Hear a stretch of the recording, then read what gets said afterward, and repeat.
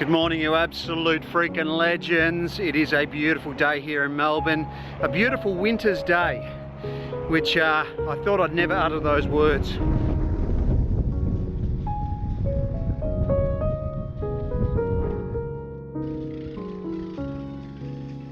Right, so you will recognise the environment, the bike tailor, he's back.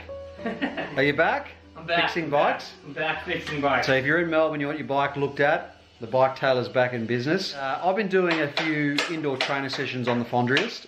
Riding over here, I had a bit of a creak in the handlebars. So Shawnee said, look, bring it over and we'll tighten up the headset. Well, it turns out that all the sweat that has been dripping off my head, there it goes.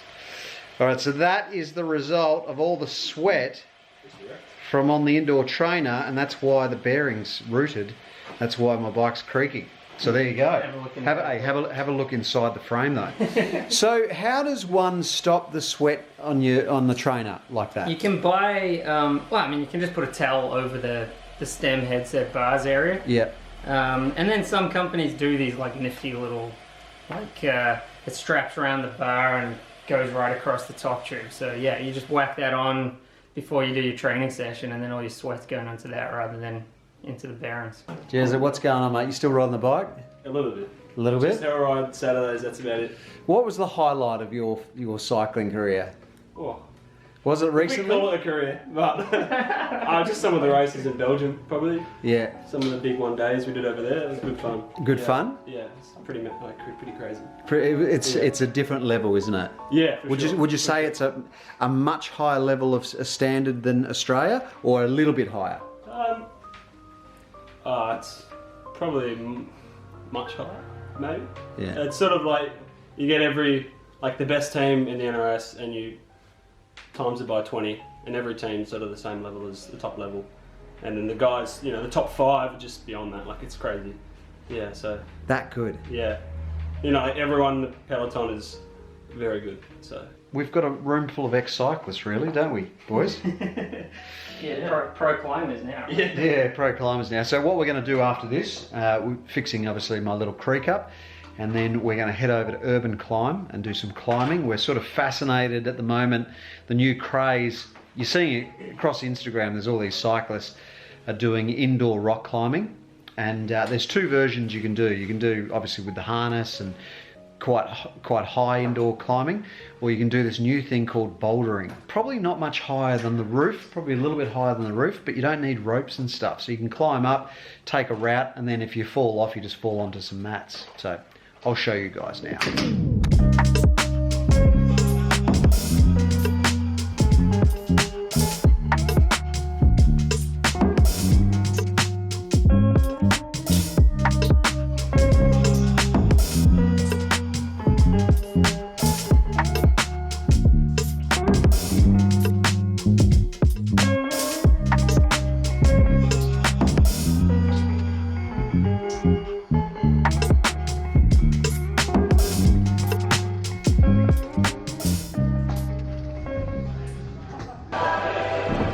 Alright, so this is what a bouldering gym looks like. As you can see, the walls aren't that high. If you slip off any of these holds, you can pretty much fall onto those little grey mats there, and it's a pretty soft and comfy fall. You can see the grading system is yellow through to white, yellow being the easiest, white being the hardest.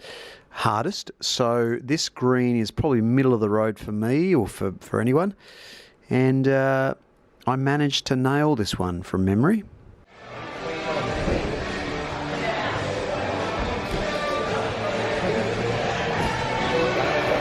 Flash attempt. First go. First freaking go.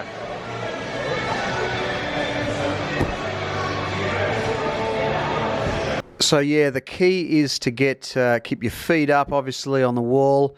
And when you get to the top of the green, Sean's doing the green here, as you can see.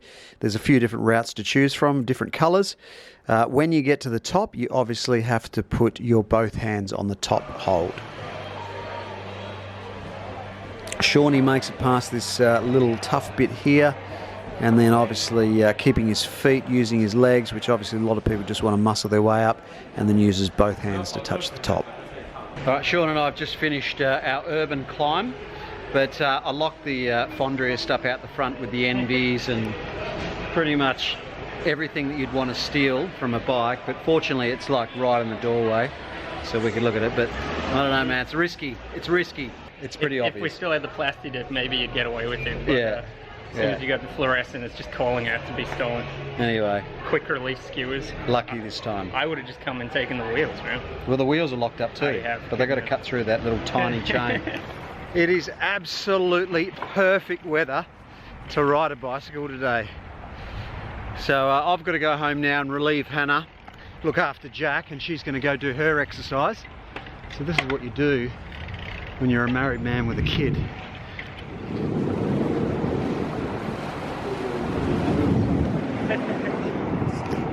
Oh, hey! How are you enjoying the rock climbing, the bouldering? Something very different, you know, because you go from cycling, which is, well, obviously lower body and a lot of cardio, to climbing, which is a lot of upper body and slower and very techniquey, and I'm enjoying just the learning all the new moves, and yeah, that's what's kind of been fun for me, right? Yeah, no, it's a lot of fun. I highly recommend it. If you haven't tried it yet, get down to a local bouldering gym. No, don't do that.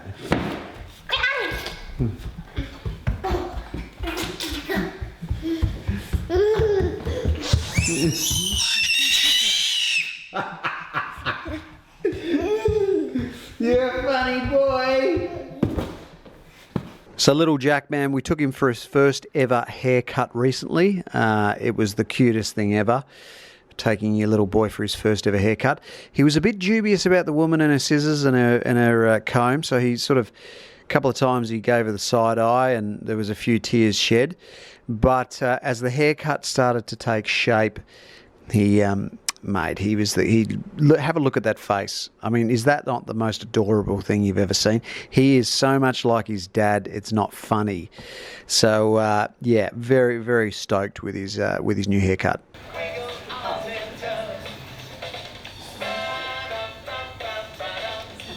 You ready? We'll put that on.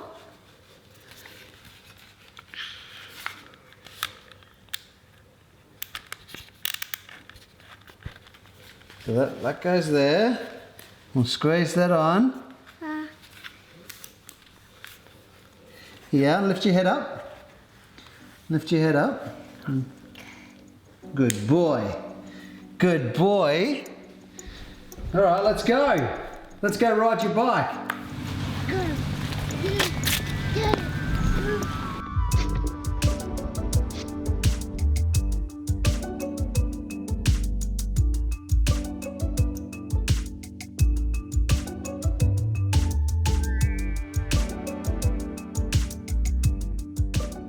And finally, as you guys know, I've been doing a fair bit of CrossFit just to get fit. You can see me here doing some double unders, just my big belly just bouncing up and down.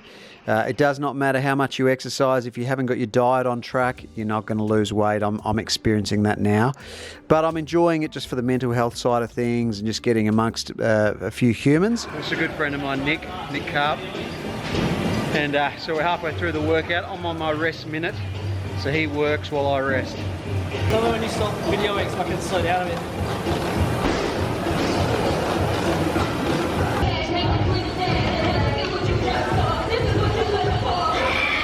This CrossFit shit is so hard.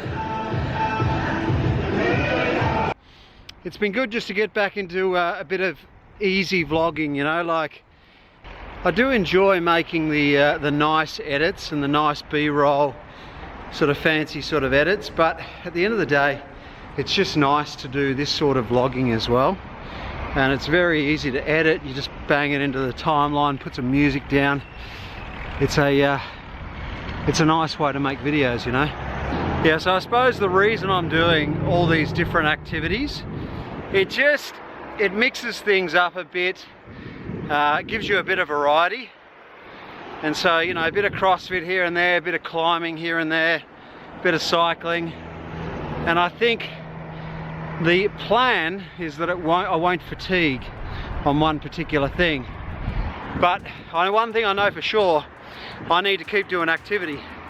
Otherwise the mind starts to go a bit funny.